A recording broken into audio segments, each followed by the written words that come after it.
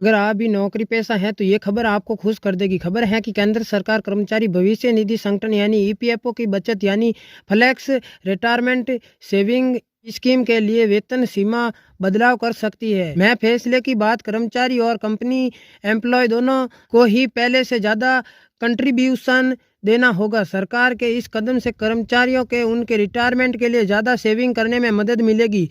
साथ ही निर्णय के बाद पहले से ज़्यादा कर्मचारियों की भविष्य निधि के दायरे में आ जाएंगे। साथ ही सरकार ईपीएफओ का लाभ लेने के लिए 15,000 रुपये महीना वेतन जरूरी है। सरकार की सैलरी लिमिट में इजाफा करने की योजना है।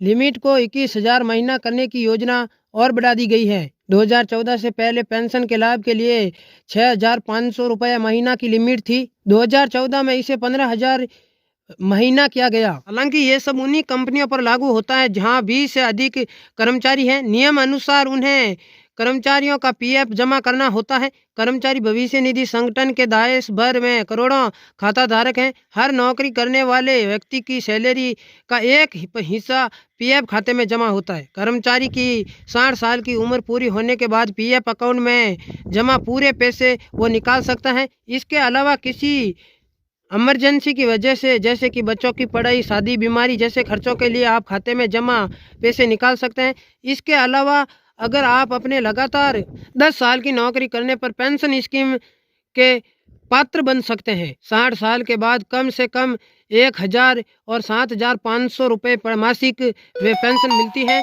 ईपीएफओ सोशल सिक्योरिटी कवरेज के तहत मिलता है आपको पेंशन फंड। कर्मचारी भविष्य फंड के तहत पेंशन प्राप्त करने के लिए ईपीएफओ ने मिनिमम सैलरी का भी निर्धारण किया हुआ है और अब सरकार हम मिनिमम सैलरी में इजाफा करने पर विचार कर रही है। रिपोर्ट के मुताबिक देश भर में बढ़ती हुई महंगाई को देखते हुए सरकार ने इस मामले पर विचार कर रही है।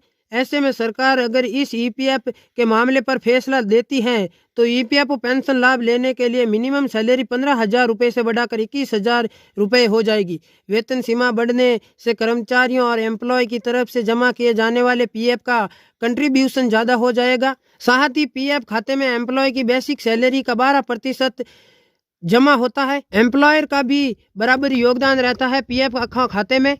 अब देखिए दोस्तों, अगर आपकी सैलरी अभी घटती है तो 15,000 रुपये की सैलरी पर आपको योगदान 1,800 रुपये का करना होगा और अगर आपकी सैलरी बढ़ती है तो 21,000 रुपये के ऊपर आपको 2,520 रुपये का योगदान देना होगा।